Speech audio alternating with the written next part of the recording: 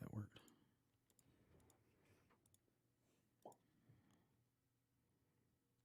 This episode of Breaking Down the Ring is brought to you by Chawla Legal Group Estate Planning. Estate planning is for everyone. Whether you're worth $4,000 or $40 million, estate planning can help protect you, your family, and your assets while you're alive and well. Damn. To register for an upcoming workshop today, go to chawlalegal.com/workshops or call 586-273-7157. Again, that's chawlalegal.com/workshops or call 586-273-7157. What the rock is cooking. You're listening to the Podcast Detroit Network. Visit www.podcastdetroit.com for more information. Did you guys know that SummerSlam weekend is upon us? Did you know that NXT TakeOver in Toronto is upon us? We will make our NXT TakeOver picks. We will talk about how SummerSlam is going to be the biggest party here in Detroit, and you can come and watch it for free with the Ring Crew. We're also going to talk AEW announcing their next 2 dates for their weekly shows on TNT, plus the King of Bros made some headlines and got mocked by Jericho. We're going to get into all that and more this week as we break the ring down. Woo! You don't know what hard times are, Daddy.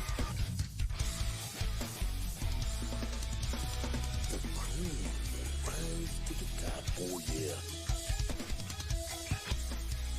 Austin 316 says I just whipped your ass. You just made the list.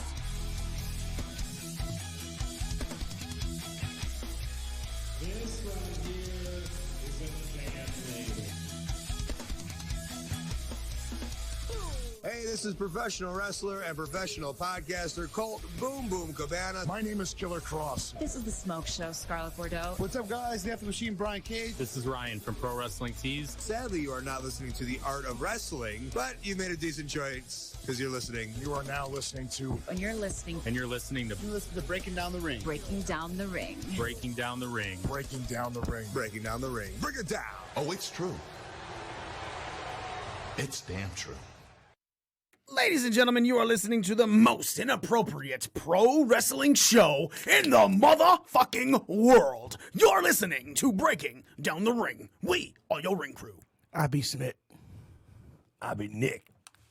I be the whole fucking Joe. And I be the almighty one, Mikey himself. Before we get into everything, ladies and gentlemen, remember, follow us on Facebook because you want to catch all of our events. And this Sunday, we are watching SummerSlam at the Buffalo Wild Wings in downtown Detroit, 1218 Randolph Street, Detroit, Michigan. Parking is free on Sundays. Ladies and gentlemen, we will have prizes. We will have giveaways. This one is on the second floor, just like our WrestleMania party. But this time, we're taking over both bars. We're going to have a whole bunch of people there, bunch of giveaways, bunch of prizes. We're going to do things. We're going to have some fun. You fucking want to be there. We fucking want you to be there. So make sure you're at the downtown Detroit Buffalo Wild Wings for the SummerSlam party. And please remember, there is no cover. It will be family friendly. So you can bring your kid, and we won't even say the word cunt to their face.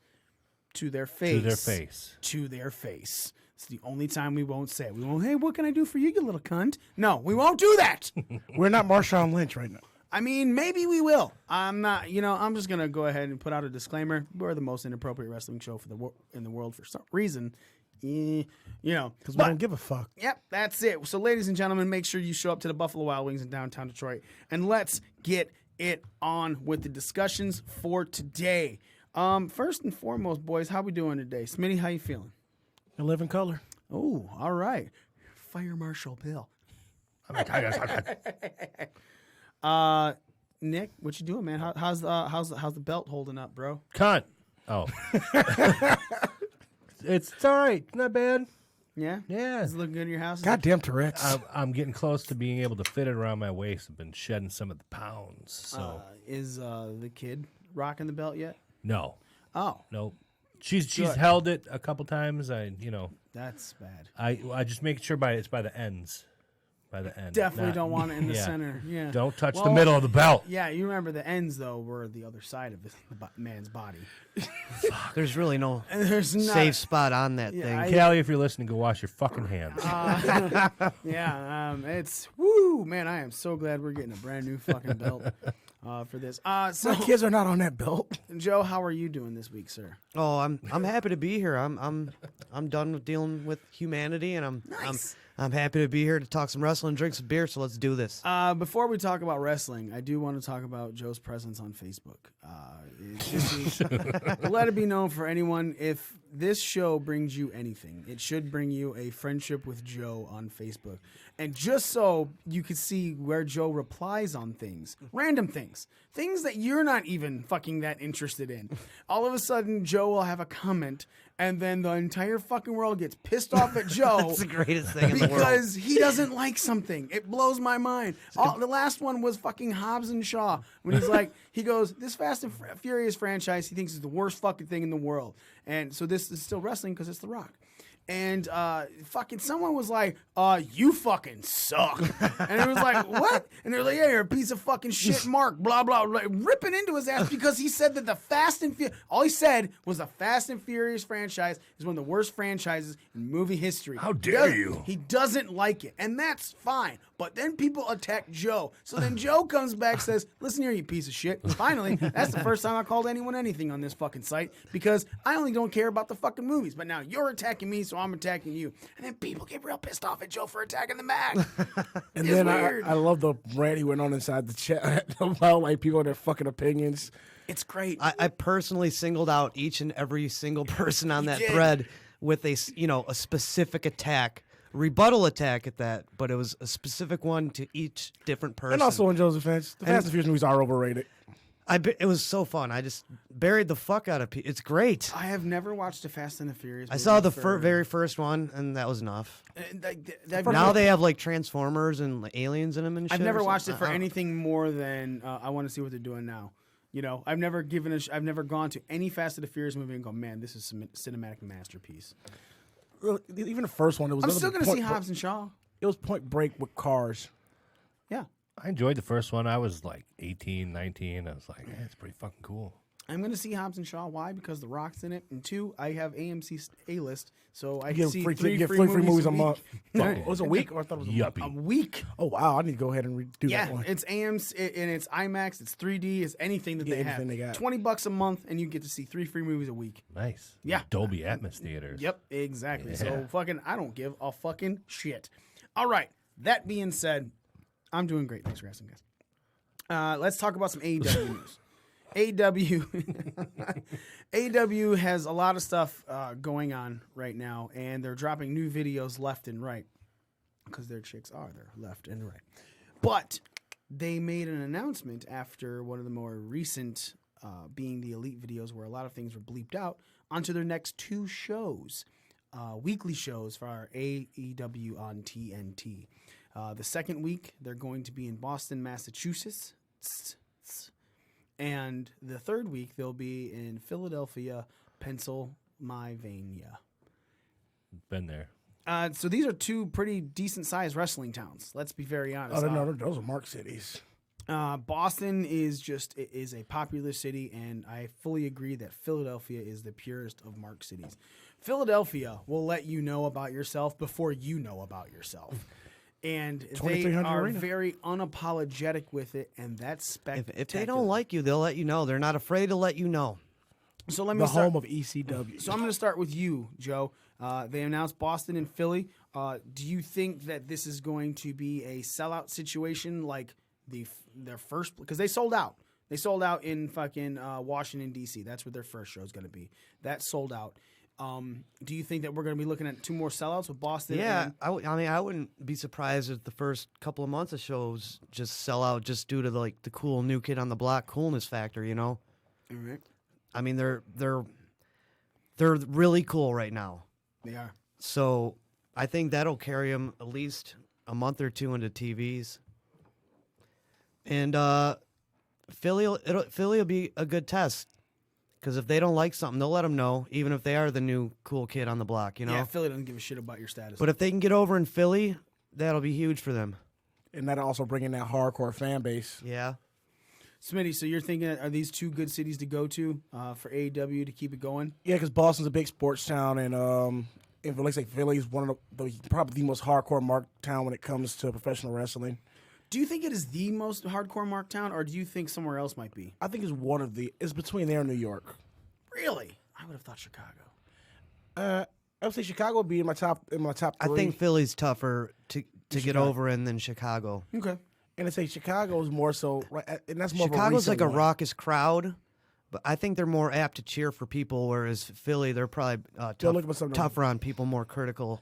They're looking. I think the Philadelphia crowd's looking for something to hate you for. Yeah, Yeah, they don't give a I think so too. So currently they're sitting on the East Coast. They're going Washington, D.C., they hit Boston, they hit Philadelphia. Nick, do you think that, if you had to take some guesses, all right, for the fourth city, and obviously it seems like they're chilling East Coast for a little bit, where do you think is a good next step for the city to go to?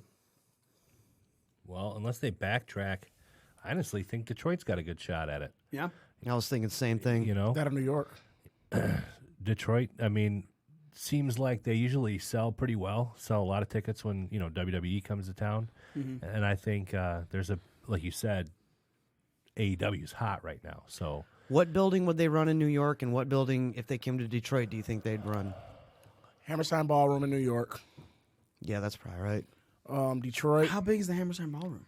Not very big though. It's not very big, but because their first. but it's also an iconic place to have a wrestling show. What Have is one of your their- first wrestling shows. I'm sorry, their first TV is what, 8,000 seats, 10,000 tickets. I'm looking at it right now. Yeah, which would be a lot bigger than the Hammerstein. Yeah.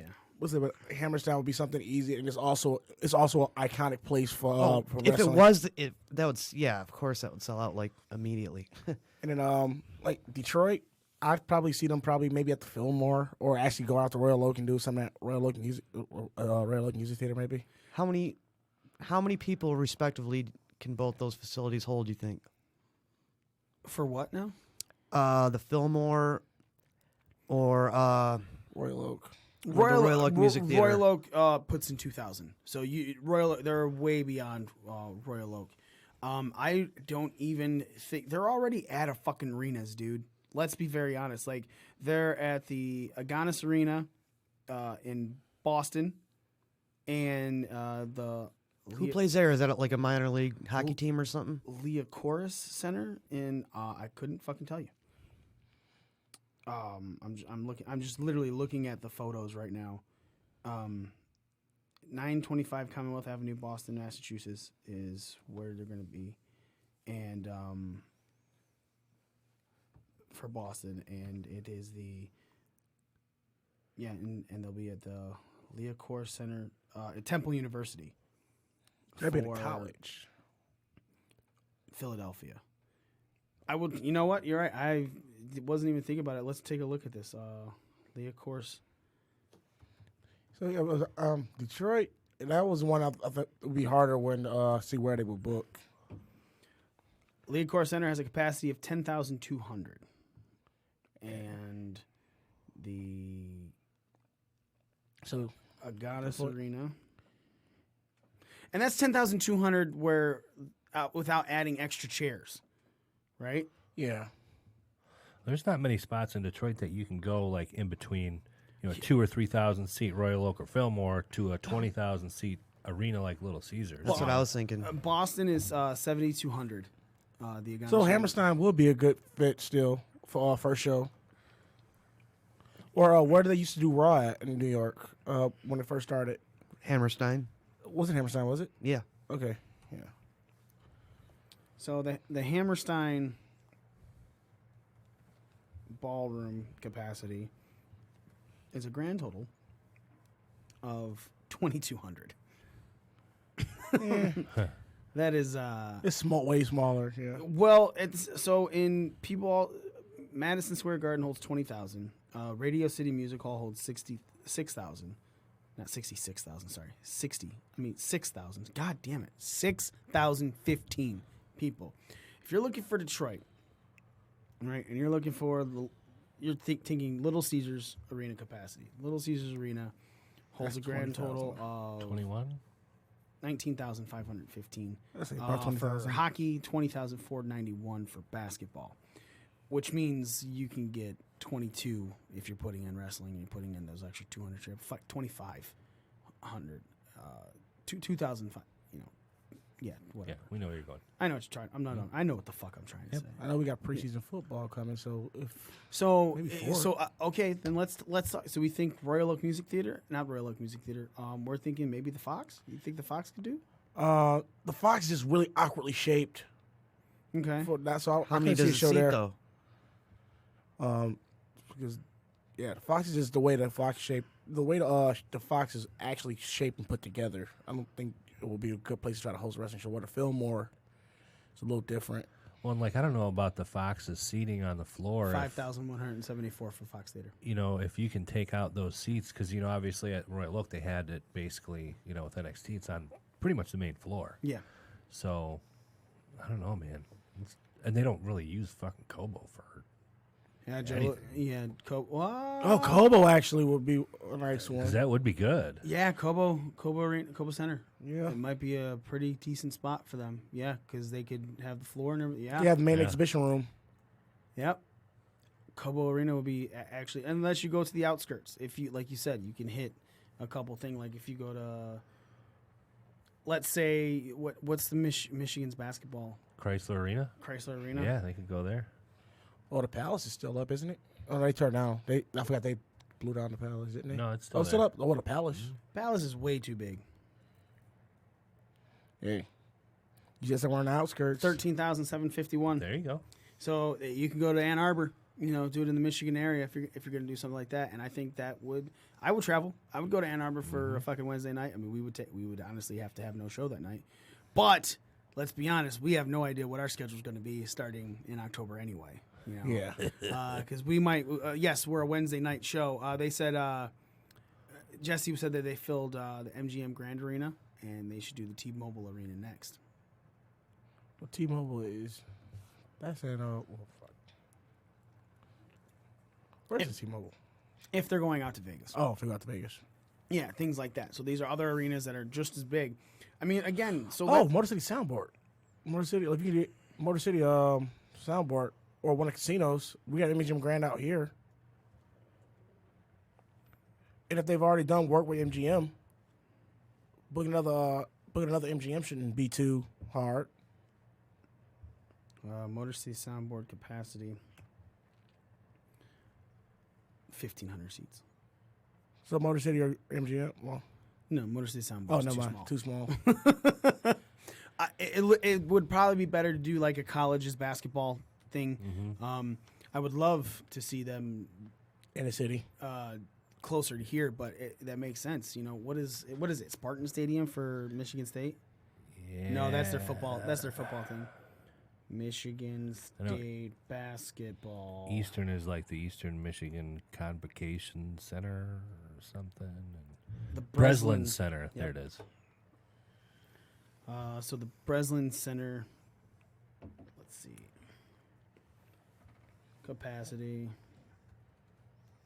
15,000. So it probably might make more sense to do Michigan State. I mean, to do Michigan, because that's a 10,000 capacity. Get you around 11,000 with the extra chairs and everything on the floor. So you think? So are we thinking that maybe within the first 10 you see him in Detroit, Nick? Yeah. Oh, yeah. I think there's a real good shot. Smitty, what are you thinking? Yeah. First 10, 10, yeah. 15.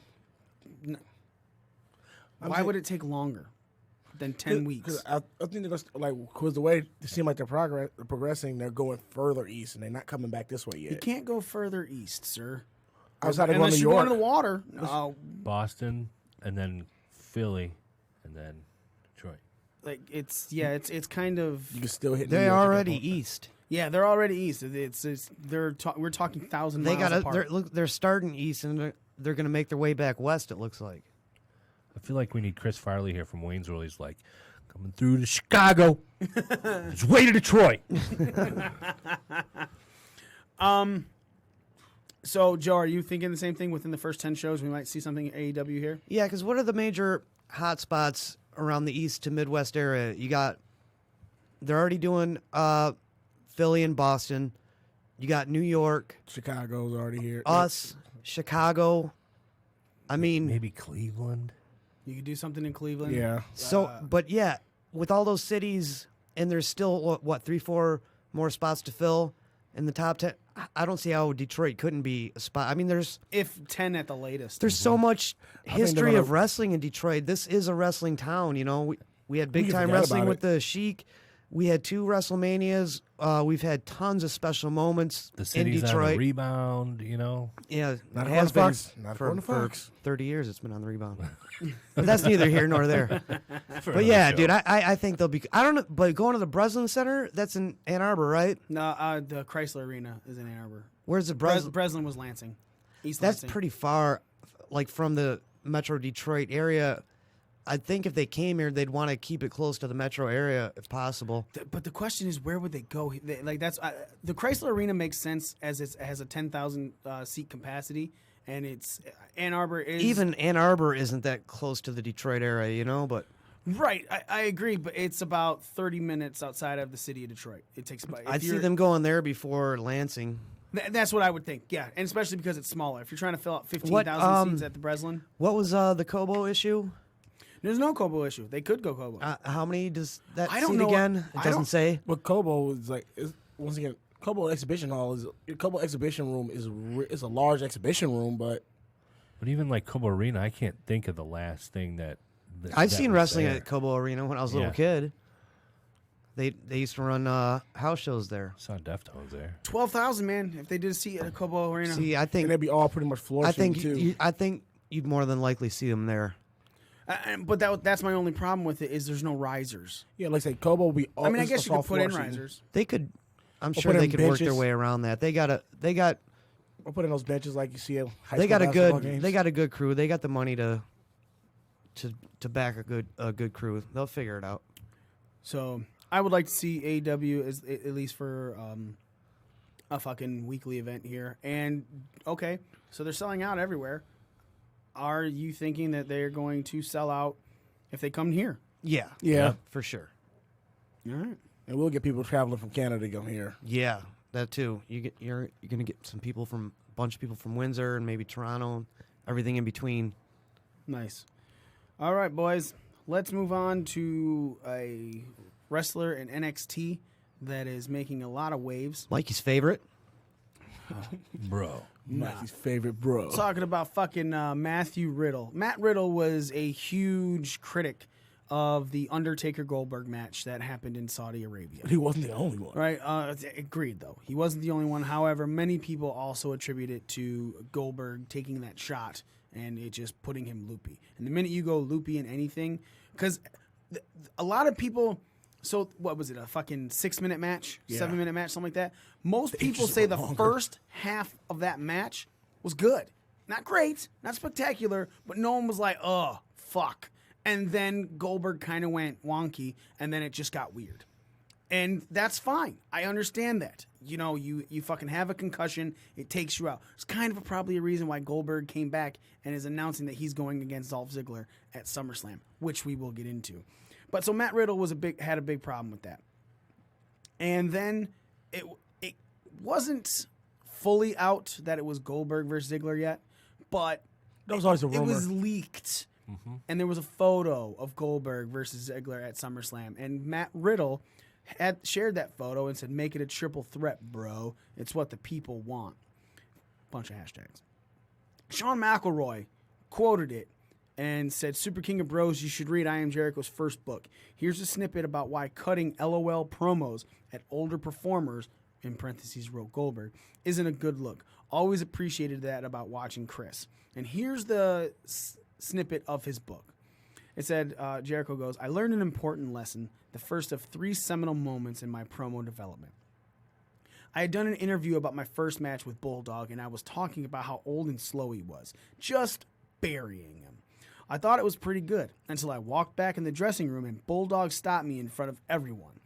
'What the hell are you doing? Yeah, I'm old and everybody knows it, but I want you to think about this. If I beat you, and I will be beating you, then you just got beat by an old man. If you beat me and you will not be beating me, then you just beat up an old man. If you talk about how much experience I have and then I cheat to beat you, then at least you got beaten by an experienced vet. And if you beat me, well, fuck, then you just beat an experienced vet. The way it stands right now, you just pissed all over yourself. You look like a fool either way. Jericho goes, he walked away muttering to himself, and I realized he was right. The first big lesson I learned about promos, get your pens out, kids, was never totally bury your opponent. You can tell jokes and insult them all you want, but if you don't build them up to some extent, you're just burying yourself. Jericho quoted that tweet and said, listen and learn. To which Matt Riddle then posted a video. And here's Matt Riddle's video, which I'm hoping we hear play. I'm just gonna say this. I don't know what's going on with all these WCW guys. Legitimately. Man, I don't like Goldberg. I have my thing. I'm not gonna get into it. Everybody knows what I think, and it's true. He's not at the level. And yes, he's made lots of money. But at the end of the day, when future wrestlers come in, or somebody wants to get into this business, or a passionate fan wants to watch something good, I doubt they're going to pull up a Bill Goldberg match. They're going to pull up one of my matches, or Kurt Angle's matches, or Chris Benoit matches, or Shawn Michaels, or Bret Hart. And I'll go on. But Goldberg's not in that category, or less. That's no. Chris Jericho, you came at me. I don't know why you're saying, listen and learn, kid. I'll beat the shit out of you. I don't understand that. I don't get it. You're soft as hell. Maybe back in your prime, but even then I would have beat the shit out of you then. So listen and learn from me, bro. Shut your mouth. Lance, I don't get it. You were born then. I remember doing a seminar with you at Legends Camp in North Carolina. I literally fell asleep during your seminar. I had to be woken up by you. I even apologized at the time. And then to think years later I'd be in NXT, and for some reason you get on your little Twitter machine, you start talking trash about me. It's like, bro, barefoot or not, still 10 times the entertainer you ever were. Keep coaching, keep passing on the tradition. Just don't teach them how to be entertaining because you don't know how to. All right? And Booker T, I really like you, Booker T. Really didn't want any heat with you. But you said I couldn't work. And I'm pretty sure if you watch a couple of my matches, you'll probably realize you were really wrong about that. So that's it. I want everybody to know where I'm coming from because I'm a pretty sweet guy. Okay? And I don't want any of this trouble. Okay? All right. Everybody, have a great Monday. And I'll see everybody in Albany, New York Thursday, Buffalo, New York Friday, and take over Toronto Saturday. Later, bro. So the Lance Storm thing, all Lance Storm did was quote the tweet from Fox Sports Florida where it showed Riddle hitting a crossbody on the Tampa Bay Rays mascot. And Lance Storm just quoted it and said, does this man own shoes? Like, I don't take that as a shot. You know, that's the dude's gimmick. So obviously you're going to say something about it because it's one of the biggest things in fucking wrestling at that moment. There was a huge viral video that went around. I don't really get the Lance Storm thing, but I kind of get what he's saying to Jericho and Booker T because they have both spoken out towards him in after his remarks about Goldberg with the Goldberg Undertaker match. And they both kind of said, hey, kid, you know, pull it back a little bit, you know, respect your elders, you know. But, yeah, what Lance did, that was sound more like a joke. I don't think he should have went after Lance. Yeah, and then so Booker T went on his Hall of Fame podcast, and he responded to the comments from Matt Riddle. And this is a quote. He goes, my thing is that it's kind of hard as far as how should I take it. Me personally, I know that if I was a young guy in the business and someone like Chris Jericho gave me a little bit of advice, be it as it may where the guy is working at AEW right now, but if Chris Jericho was to give me some words of advice, he might be one of the guys I would listen to just because of the career that he has had. Chris Jericho has been one of those guys that hasn't been one of the biggest guys in the locker room, but when Chris Jericho had to go out there and perform, he worked 6'4" tall. He was 250 pounds. That's just the way he worked, and that is why Chris Jericho rose to the levels of success that he did. When WWE brought Chris Jericho in at 2000, it was Y2J, and that it was that big. It was the countdown. It was like a New Year's going off, and that is how big it was when Chris Jericho made his arrival with the company. It didn't stop there. He went on and had great matches against Triple H, Stone Cold Steve Austin, The Rock. And when a guy like that is giving you some words of wisdom, I don't think Chris was shooting at him or coming at him. It was very simple. It was almost like listen and learn, because this is what the business is really about, listening and learning. When The Rock said, know your role and shut your mouth, that's true. Know your role and shut your mouth. When guys back in the day didn't know their role, they didn't last long in my business. My thing is, hopefully Matt Riddle will go on and have a great career. And then it said, Booker pointed out the differences between the cultures of mixed martial arts and pro wrestling, noting how calling out an MMA may be celebrated, but not behind the scenes in the latter. It says, in the octagon, calling guys out to a fight might be wise, but in real life, calling out a real man to a fight is just not wise. Fighting these days is not something men do outside of the octagon. People get hurt really bad. The guy could have a great career. Hopefully he will. We will see. We will find out in the long run. The same road you go up, you go down that same road. That road is going to be about how much you put into making sure that it is a passable on the way back because of some of those bridges. They have been knocked down. There might be a whole lot of potholes in the way down that you didn't have on the way up. And one thing about guys like Matt Riddle is in 10 years, I don't know how old he is now, he's going to be 10 years older, and some young guy is going to be saying the same thing about him if he happens to make it that far. And so I always teach my students on what not to do. I teach my students as well that you have to be able to make it in the locker room in order to make it in the ring and to make it at the next level. To make it to that next level in MMA, people don't have to really like you in order to get the next level. In pro wrestling, if people don't like you, you can find yourself in the unemployment line because that's just the way it is. Is it wrong or is it wrong? I can't say, but that's just the way it is. We have gotten into many conversations, fellas, especially with Orlando Christopher, about the etiquette in a pro wrestling locker room. How you go up and you shake everyone's hand. You say hello. And it's not a firm handshake. It's a regular, decent, not too hard handshake because you're showing that you're going to be protective with that person's body when you're in the ring. You are two people trying to do the exact same fucking thing, and that same fucking thing is to entertain the fans. I've been a proponent of how much I have not liked Matt Riddle, right? I don't get his gimmick. Look, I fully agree. I told you his gimmick, yeah, man. It's Spicoli. I get it. But to me, I don't fucking relate to it. Do I think he's good in the ring? Yes. Do I think he's one of the top guys in the wrestling ring? No, I don't. I think he's above middle ground. I don't think he's average. I think he's good. I don't think he's meh. I think he's good. I think that he can be great. He can be spectacular.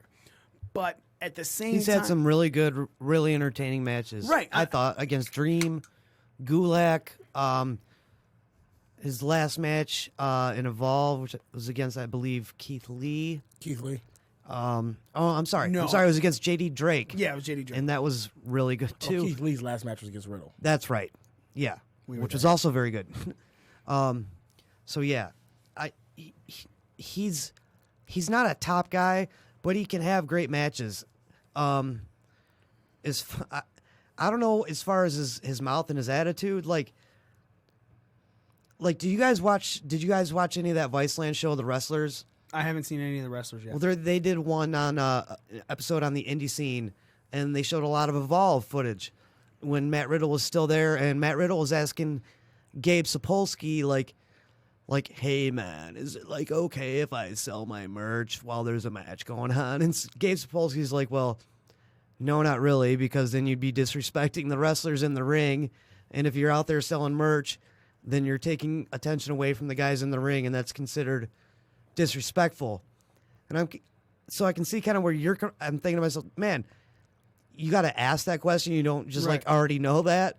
So I can see like where he may be like some of the things why you don't like him, but like insulting Booker T and Jericho, and Goldberg, is he being like Jim Cornette, kind of maybe working an angle, working himself into something? Is he trying to like kind of internet book something on his own, or is he just really just spouting off at the mouth to spout off at the mouth? I I really wish I could tell you, man, but Because I don't know. Okay, you know what? No, I don't think he is. I don't think he's trying to. I think originally, possibly, because he's been talking about Lesnar left and right. I should be the one. I want to retire Lesnar. He said he wants to retire Yeah. Lesnar. Now he's talking about Goldberg, how he wants to be in that match, maybe because he feels like he should be in that match. I feel like what he's doing is going levels beyond what Velveteen Dream did. When Dream wrote "Call Me Up, Vince," Dream is just still working. He'll drop something on Twitter where he's like, "Oh, I feel like I should be there," so on and so forth. But that's about it. He's not going on videos just reaming dudes. And Smitty, what are your thoughts on this? I really didn't care about this whole thing to start off with. Really, I find it actually being perfectly. I find it entertaining because basically I like both guys and they're both doing a good job of ripping on each other and it's kind of funny. The whole Jericho Riddle beef, it just seemed like basic Twitter beef that we see every day. Dude, how do you think AEW's move their angles along without having TV every week? It's all done by social media, dude. That's this day and age. That's this business now. Like the Riddle video, I watched the Riddle video and I'm like, okay. At first it sounded like when I seen the tweets, it's like, I think Riddle made that video because he felt like he was being attacked by these guys for some reason. And then then Jericho did the whole little parody thing afterwards. I'm like, oh, this is just another basic Twitter angle for some reason. But I'm also like, what more can they do, being that they work for two different companies that are not going to work with each other? Yeah, like I said, and then there was also stuff I was reading like, oh, this is proof that AEW and WWE are in cahoots. I'm like, oh, shut the fuck up. No, and that's kind of one of the things that kind of pulled me out of it too. I didn't even think that for 1 second. No, if you go on there, people are like, oh, this is proof. Like, you're always gonna have those. You're always gonna have those guys, those fans. At that point, I'm just like, shut the fuck up. The I don't care Vince Russos anymore of the world. Yeah, I like literally that was the point. I'm like, okay, shut the fuck up. I don't even care about this anymore. I just take it for what it is on the surface level. I find it funny and entertaining. I'm not really looking to dig too much deeper into it, Nick, your thoughts on when this is happening? I agree with Joe. It is entertaining. It's a little funny. I think there might be a little bit of an angle, social media beef, obviously, to reel everybody in. But at the same time, to me, it sounds like a lot of these backstage things, there's always the word etiquette thrown around, and there's a lot of different ways that you can, I guess, in a sense, make a bad name for yourself, whether it be on the professional level, the indie scene, whatever. So guys like Matt Riddle seem like they get, I don't want to use the term held down when they do shit like this, but it's not good for their overall look. Whether it's an angle, whether it's real. I mean, if it were me and I did something like Riddle and then Jericho's like, hey, calm down, bro. All right, that's cool. You know what I mean? You got to kind of humble yourself. And it's not so much that Jericho told him to calm down. It was Jericho was just like, hey, man, I'm not saying what you're saying is wrong. I'm saying the way you're saying it is coming off wrong. Because that's what that whole thing was. It was like, you're supposed to cut these promos. But to fully bury your opponent, you're only hurting yourself in the long run. Goldberg's not his opponent. Well, and he should take that constructive criticism and run with it. Like, okay, cool. It seemed like Riddle took it as a shot at him. Right. That's why he responded the way he did. Well, and then you're going to, I don't know. It's hard to see where that line of, realism versus an angle. Yeah, because it could go either way. But at the same time, doesn't that makes wrestling better? Oh, absolutely. When you don't, when you have the line blurred, absolutely, you can't tell what's real. And yep. I fully agree with that. But again, in my situation, as a person who's not a huge fan of Riddle, just overall, I take this as Matt Riddle, like you said. Jericho's like, hey, man, don't go that far. Do this instead. This is better overall. And Matt Riddle just decided to flip out. I guess not in Matt Riddle style of flipping out. Because let's not pretend like he is just going all fucking nuts. I refuse to believe he even probably disciplines his kids all angry. It's like, look, bro, I need you to calm down. Heard him in the background of his video. Right. You know, and so I just feel like Matt Riddle does need to pay attention a little bit more and does need to learn to pull it back, because I agree with the whole Jericho thing. Don't bury yourself. I'm not saying Matt Riddle shouldn't be out there posting videos or tweets trying to get him involved into some main roster angle. That's fine by me, right? It makes sense. They want him to get called up. His fans, everything like that. Do I think he would flounder if he gets called up? Fuck yeah. I don't think he'd be a main roster superstar at all. I think that he would go the way of Rusev, right? Where it's just like, get a nice little push on the May card. Are you just comparing those two because Rusev came in barefoot? That's basically it, yeah. Well, no, it's like he would get this major push, and then he would go up against someone, and he'd probably piss somebody off the wrong way and take forever to pull yourself out of it. The Miz caught that. Let's all be honest. Listen, man. though, these guys coming up from NXT and then floundering on the main roster, you cannot put 90% of that on them, dude. It's like Triple H groomed them. They built them. They had solid programs coming out of NXT, and then all that is just lost when it comes to the main roster. And you know, we've seen what happens to people. We've had this discussion. So I'm just saying, times, if Matt Riddle came up and that happened, it might not necessarily be his fault, or at least all his fault. You know. But I don't think all the NXT guys are floundered because of Vince McMahon either. I don't. We've said it. There's been many title runs with all of them, and then at some point they fucking lose connection. But then, what about like Tyler Breeze and Bo Dallas, who were like superstars down there? Dude, Finn Balor. Finn Balor caught the injury bug, which fucked him right there. And then I agree. I don't know what else is going on with Finn Balor. Do I think that he should have more? Sure. He's about to take a couple months off. That's what's going on. Bo Dallas. He's getting married too. Fuck Bo Dallas. Probably why he's taking a couple. I've never been a fan of was never a fan of Bo Dallas's gimmick before, and then he got with the B team, and then it just became, we all said it ourselves, it was comical. It wasn't anything that we really took fucking seriously. And that's you can say that all you want, but if you're not getting your gimmick over when you're getting all the TV time, then you're not gonna do anything either. But at the same time, all of these guys from NXT have had good runs, you know, at some point. What about Luke Harper, EC3, Bobby Roode, EC3, Eric Young? EC3 is facing the problem of, even Dean said it, Ambrose said it, Moxley was like, because that fucking shit didn't go over, he thought it was him, so he fell sour on him. And that's Vince, dude. You can't fucking, like, it's any fucking job, you know? And Eric Young, I think they fucked the whole... Killian Dane. They fucked all that up, bringing that with... what's the other guy, Wolf? Alexander Wolf, he's on NXT UK, actually, with Imperium now, so he's rebounding. They fucked all that up with the bringing up of them and then not using them right away, but having vignettes.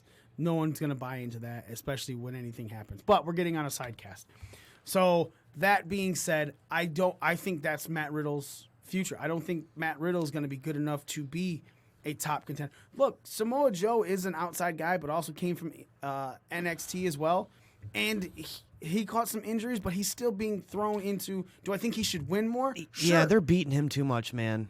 But at the same time, right now, he is still fucking so good. That's because his promos are strong. But again, let's be honest. And that's all his fucking promos. WWE He comes is. off like a killer, but then he gets beat rather easily, and then he has like a shock look on his face. Like, yeah, I don't know. Like, it's the ultimate Samoa Joe.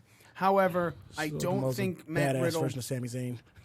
I don't think Matt Riddle is, especially with this type. If this is his true attitude, it's not going to carry over. As well in the entertaining locker room. as it has been, the banter back and forth between Jericho and Riddle, I do think, based on what Jericho told him, like, "Hey, kid, live and learn." That was pretty. Jericho wasn't coming at him harshly. He was just like a little subtle advice, you know. Mm-hmm. And I do think Riddle's response was like way overboard. Even though it was entertaining, it was still like, whoa, man, you're coming off. No, I'll beat your fucking ass. Yeah, that was a part. I'm gonna beat your fucking ass because you told me to respect my elders. Like, that's a little harsh, you know. Mm-hmm. Like, that's a bit of an overreaction. So that makes me wonder if he's trying to just make his name as somebody. Yeah, man, he's just trying to get some fucking publicity, you know, get some social media, you know, metrics up and stuff like that, and get his name out there. which it's done. Good for good or bad, people are talking about him. Yeah, I mean, you It's like Enzo almost. Yeah, but he's like really annoying for real. All right, so let's move over to Raw and SmackDown this week before we get into our NXT TakeOver Toronto picks. Raw kicked off with a out-of-the-box tag match. Becky and Charlotte taking on Natalya and Trish Stratus. They mixed the face and heels against each other to an extent, but Canada was on the one side. So it was like Canada versus U.S. Hey, she's from Ireland. So it's it started off with that Raw Women's Champion. They lost because Natty wouldn't break the fucking sharpshooter, and she just wouldn't remove that to where Trish Stratus had to break that up, and then Natty, pushed on Trish Stratus. Up next was a spectacular match: Andrade versus Rey Mysterio, going back and forth. Those guys have just amazing chemistry together. Andrade got a win over him. Then there was the OBGYN segment of the 24/7 championship. Did we call that one last week? We're gonna. Yes, I did. I fucking did. We'll go into that specific. We'll start off after we get through the results. We're gonna start with that one. Then Paul Heyman comes out talking about Seth Rollins, and Seth comes out and proceeds to get his ass destroyed by Brock Lesnar, and then cuts the most boring promo I've ever heard, me personally, in a long time. Then the Viking Raiders come out and they beat up Jay Alexander and Eric Abraham in a squash match again. And then Mr. Alexander was on our Brighton show with us. Mr. Alexander was on our Brighton show with us. Jay Alexander? Yeah. Nice. And Idris Abraham was at the Belleville show with us. They called him Eric Abraham? His real name is Idris Yeah. Abraham. He's remember the he's Halal Beefcake, the tag team? Yeah.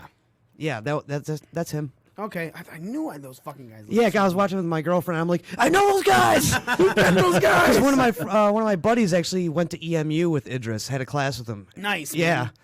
Up next, Kurt Angle was supposed to be a special guest referee, and between Drew McIntyre and Cedric Alexander, his thing broke out outside. All of a sudden, the Fiend's music hit, and Bray Wyatt, a.k.a. the Fiend, put the mandible claw on Kurt Angle. Up next, it was supposed to be Gallows and Anderson versus the New Day, and as things broke down right off the bat in that, it then became a six-man tag team match where it was the OC of AJ Styles, Gallows, and Anderson versus the New Day and Ricochet, or the New Shay, as I called him. And I like it. I had respect that Gallows came out with the face paint too. And I was marking out for that. We'll get into that. I was marking out for that. Thanks for going forward with that, Smitty, bearing the lead. OC got the win over them. Up next, Roman Reigns was then attacked in the parking lot after Samoa Joe was refusing to move Raw forward. Samoa Joe goes outside talking shit, and then Rikishi drove into Roman Reigns. At least that's what we're assuming. We're assuming it's one of the. I mean, on the wheel again. Yeah, we also don't know. It could be one of the Usos who just were drunk driving. Rick Cohen. Right.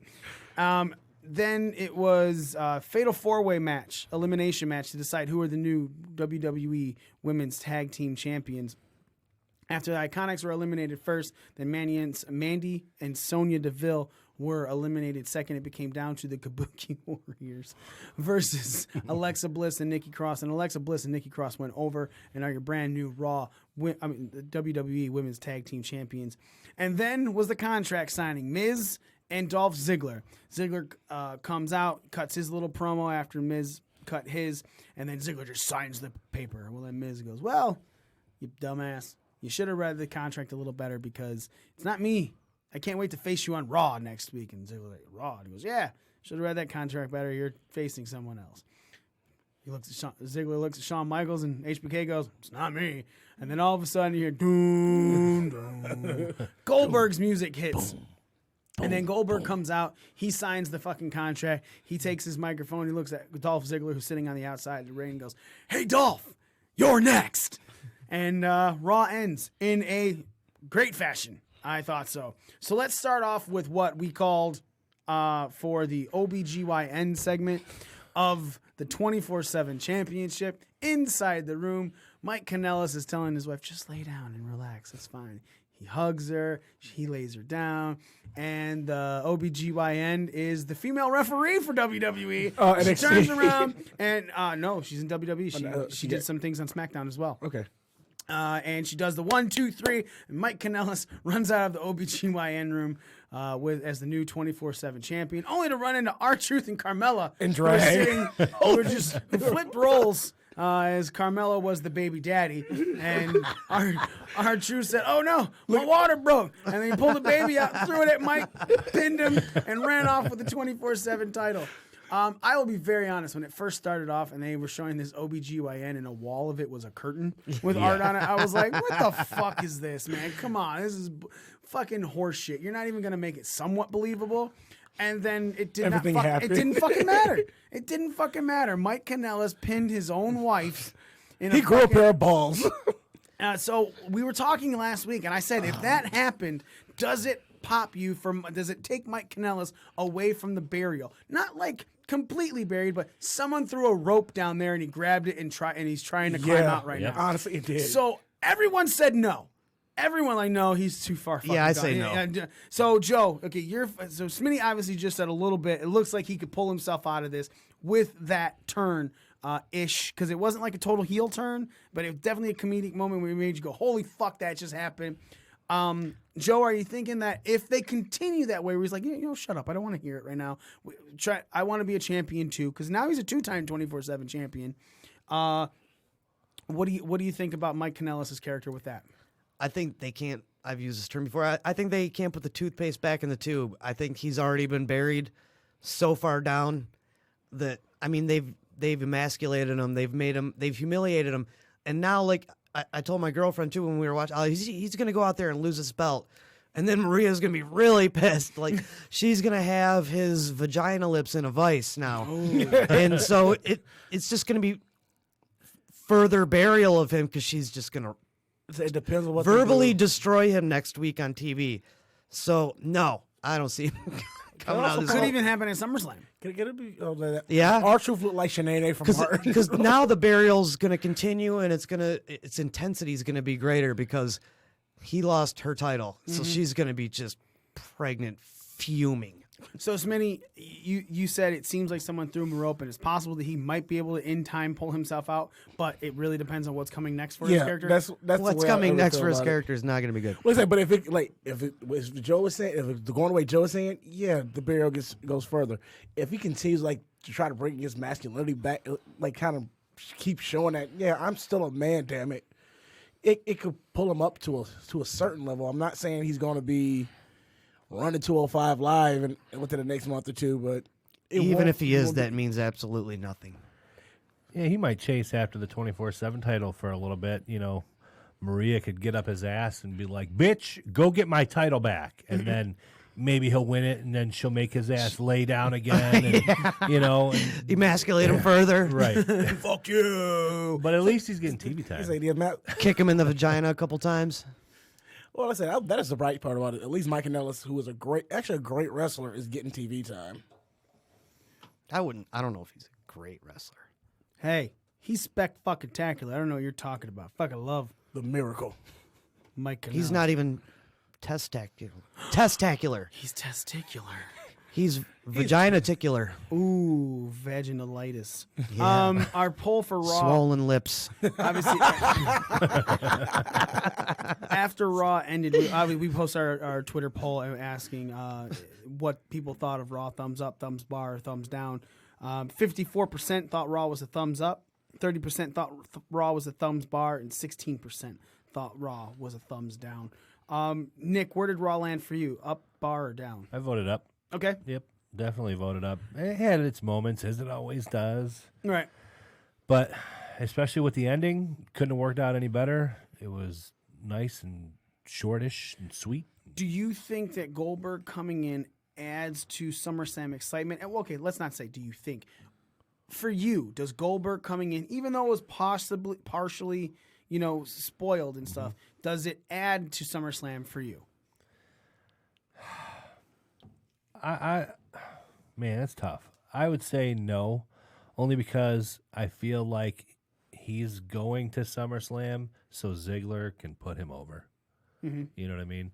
So while it's going to be nice to see him actually do some good ring work with Ziggler, I think it obviously is going to be better than what he did with The Undertaker.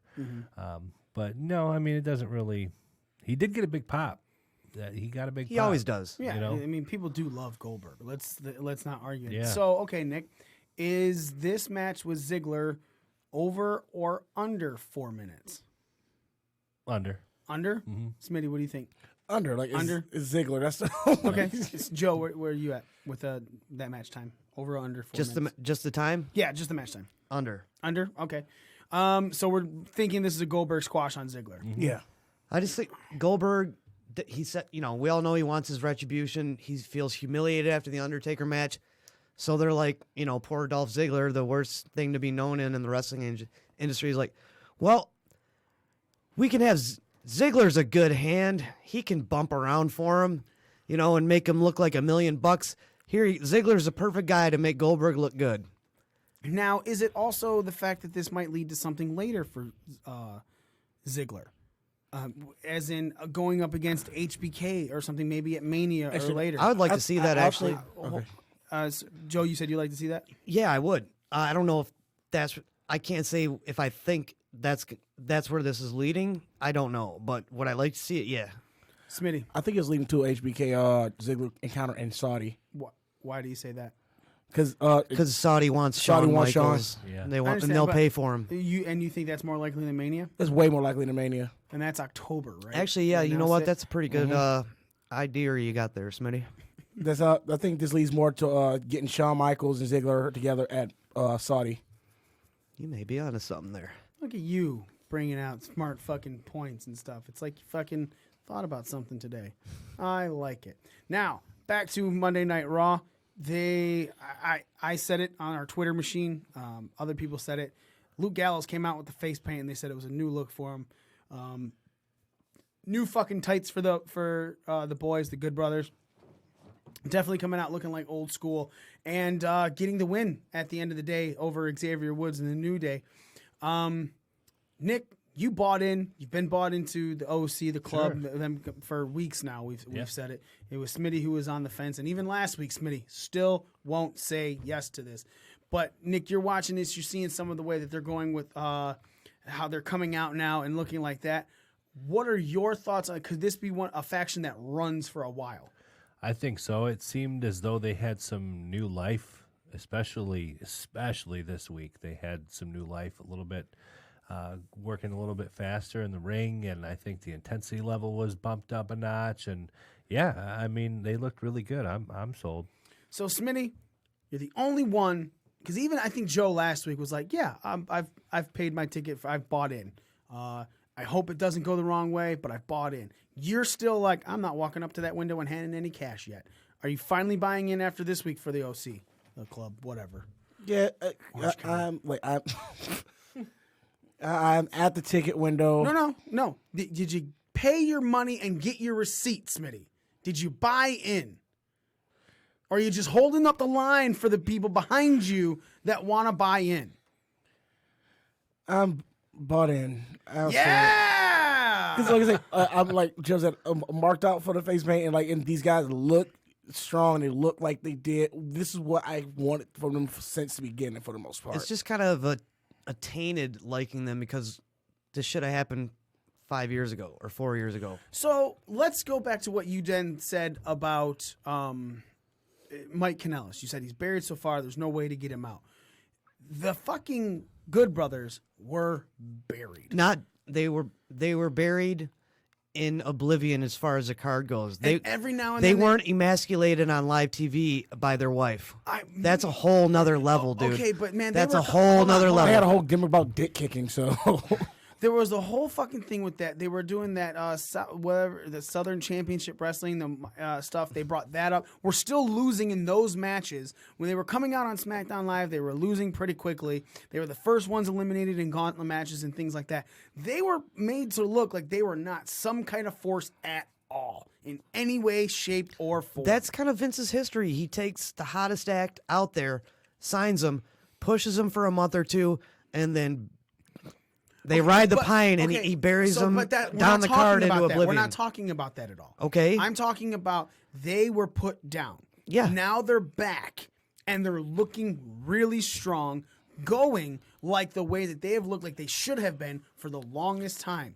So then, that's more so as an average, AJ. as a casual fan, aren't they kind of like, well, how come these guys weren't this tough like the whole time? They just found their toughness, or they just all of a sudden got better, you know? This whole gimmick was built on AJ saying, I want you guys to get focused. You're playing around a little bit too much. You're not going with the thing. So this has been a So for storyline. 5 years, they just weren't focused. That's been a storyline where it's like you guys used to be focused. You guys had the tag team titles. And let's be honest, it's only been 3 years, not 5, because they were Raw tag. No, they've been here since 2015. Understandable. That's But 4 years. 4 years, but even still, they went into WrestleMania 2 years ago as the Raw Tag Team Champions. Right? So they were still on the upper echelon of the card. They were still winning. They were still champions. Well, let's be honest. There's not very many teams in the tag team division to choose from. And when they went in that year, that's when the hard to come you back. You said the casual fan. Okay, so the casual fan is seeing Gallows and Anderson walking into WrestleMania as the Raw Tag Team Champions, and of course the Hardys on that huge, which a lot of people say the Road Warrior pop. I don't know. I think it might be the Hardy pop now, because that may have been the loudest. That fucking thing was probably the loudest pop I've ever heard. It was at my house. So scared the shit out of my dogs. So they haven't really been anywhere near the upper echelon or even mid echelon of the tag team card on any show since that loss. So let's say 2 years that you just watched Gallows and Anderson go into fucking oblivion for 2 years. Didn't matter. Anytime they showed up, you knew they were losing. You just, this is a fucking write-off. We know Gallows and Anderson winning. Nope, they're going to lose faster than Dolph Ziggler, versus Goldberg. So they came out of that obscurity, and you said it to the casual fan. So if AJ's like, look, dude, you guys were on the top of this division 2 years ago. What the hell happened? So the story to the casual fan, or anybody for that matter, is they've always had the talent. They've always had the toughness. They just haven't been focused for 2 years, and it took AJ to bring them back into focus and get them back on target. Yeah. And it also kind of took them to bring AJ back on target to bring out his intensity level. His mean side and everything like that. His vicious side. Yeah, the dog, that Vince McMahon. Yeah. I see that. I see the animal. You're a pit bull. Ha! Yeah. You're a Georgia Bulldog. Chewing on mayonnaise. So, that being said. What? That's a good one. I don't even know what that means, dude. No, it's Smitty. Does anyone know what that means? Smitty, do you know what that means? No. I just threw something out there and it just sounded nasty. Love it. That was Smitty. Motherfucker. Shooting on mayonnaise. That's gross. It sounds gross, right? Let's get that trending. Hashtag chewing on mayonnaise. Hashtag chewing on mayonnaise. Get that going, ladies and gentlemen. So Another gym by Smitty. So it takes a lot, but no matter the burial, it might take a while, but anybody might be able to come back, is what I'm saying. And Gallows and Anderson may be the most recent notoriety of, even in Vince's eyes, an outside team that was built on something beyond that. I think Vince had Paul in his ear talking about those guys because they're ready to leave, and Paul's like, "Look, dude, you're gonna lose these guys. AEW's picking up a lot of talent. Like, these guys are the hottest team in New Japan. You've done shit with them. You need to fucking throw the fucking get something. Throw the checkbook back the Brinks truck up, and you got to give them a strong run. And I'm sure. I guess Put AJ with him. But even still, Vince may have been Paul in his ear. Had to have been. It may have been, because this was we can't say for sure. It also may have been Vince going, I might be losing, because they weren't signing, and Vince thinking, I can't lose these guys here. Let's be very honest. If there's anything Vince is, the way Vince used them stupid the whole time they were businessman. there, I don't think that he personally would have had a feeling like, oh, I can't lose these guys, because he didn't do anything with them. But if you see AEW there, right, and you're throwing fucking $500,000 a year at somebody for 5 years to stay there that you're not even using on TV, and you throw that money at them and they say no, and then you throw more money at them and they say no. I'm not arguing it. It's alarming. But yes, I agree. As far as a business, It's alarming from Vince's end. Yeah, then you go, wait, why aren't these guys just taking this money? Because they don't like you. And there you go. So then Vince may have had to work something out, and it may have very well been Paul too, But Vince is doing something with an outside team. Do you take that as a plus for the WWE and Vince McMahon, or do you take it as Vince is doing this out of necessity, no matter if it was someone in his ear or not? Why can't it be both? Okay, so yeah, it can be both. I think it stinks of desperation, yes. But yes, it's also a plus for Gallows and Anderson. No, I'm talking about like for Vince, like down the line. Is he going to be like, oh, wow, I did put backing behind these guys, and even though they were an outside thing, look at how well they're doing right now. Yeah, I can see that happening because they're that good. Yeah. They were, dude, New Japan respects work. And they were the hottest team in Japan for a long time. That means they can do the job. So there's no reason they can't do the job over here. They had the one run, which was a short run, even though they went into Mania with it. It was still a short run and not that meaningful. If they're given the ball to run with, I think they'll show what they can do, which is a lot.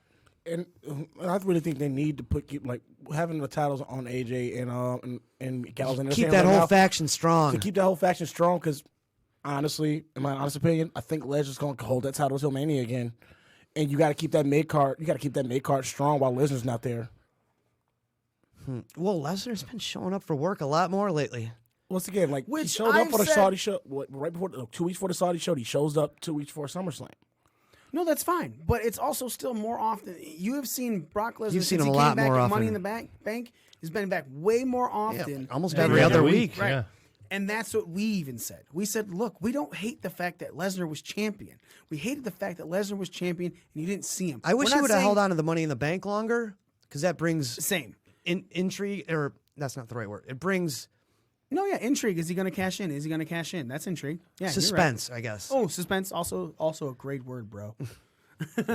But that's what I'm saying. We didn't hate the fact that Lesnar was champion. We hated the fact that we didn't see Lesnar. Not even so much like even when it was brought up about Okada and how often he defended. Joe was like, yeah, but he's there. And we're not talking about his defenses and how much he doesn't defend it. We're saying you don't see the dude. And I said, if I see Lesnar at every other pay-per-view on average, and he shows up at least once every 3 fucking weeks, if he's champion, I don't give a fuck. I'm all right with it. He's completely done with UFC now. Well, and hopefully that's what it's trending as, because that's what it seems like right now. You didn't see Hogan and Andre back in the day on a week-to-week basis. Right. But you still saw them more than you saw Lesnar like last year. Yeah, I fully agree. Not this year, but you saw them more than Lesnar's schedule last year. Yeah. So, I don't know.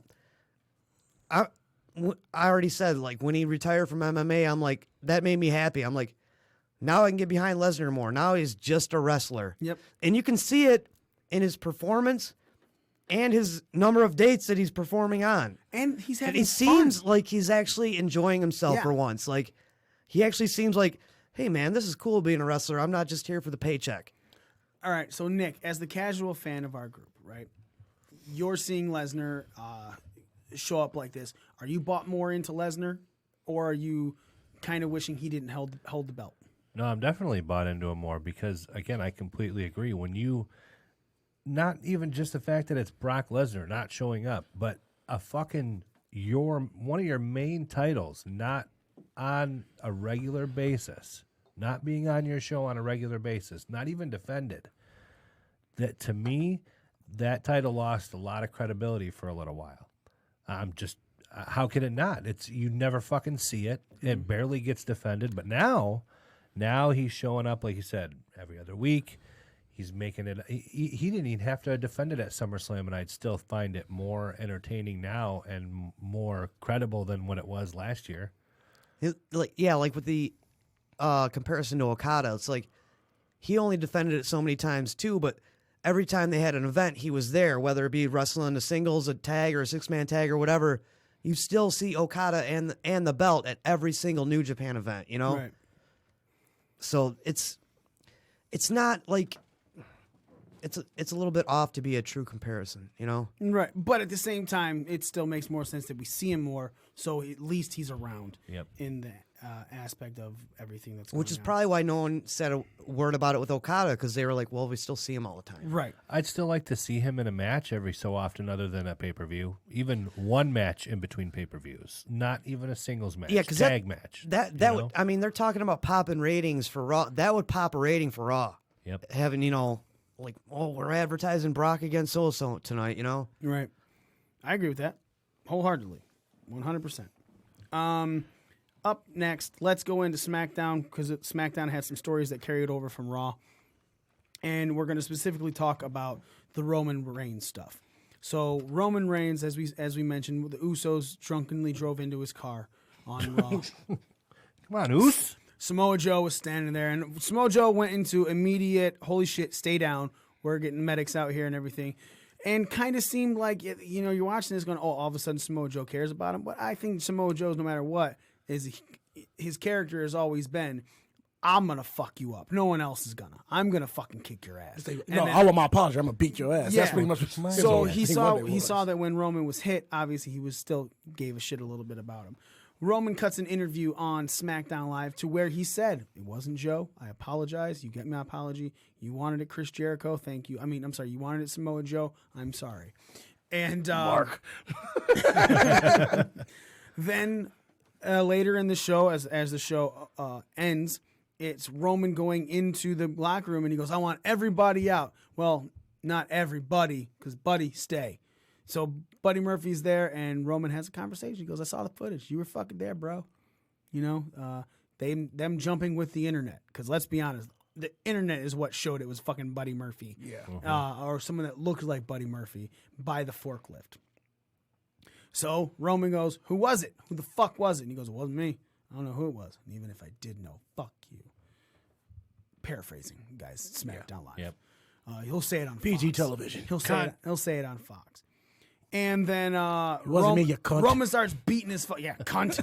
Roman starts beating his ass all around the locker room and then throws him up against the wall, puts his forearm into his face, and he goes, motherfucker, you're gonna fucking kill me. Who the fuck it was? He hiding right at him. It's a And Buddy Murphy's like, Rowan was there. And then he goes, Daniel Bryan. He goes, hi, is he Daniel Bryan? It's all Roman. That's my Buddy Murphy impression. It's really fucking good. Sounds just like an Australian. Not. You've Buddy had some good Murphy. impressions before. That was not one of them. I sound just like Buddy Murphy. Buddy Murphy, mate. Rowan. Buddy Murphy says Rowan was there. Are we finally is this moving into Daniel Bryan versus Roman Reigns, Nick, to you?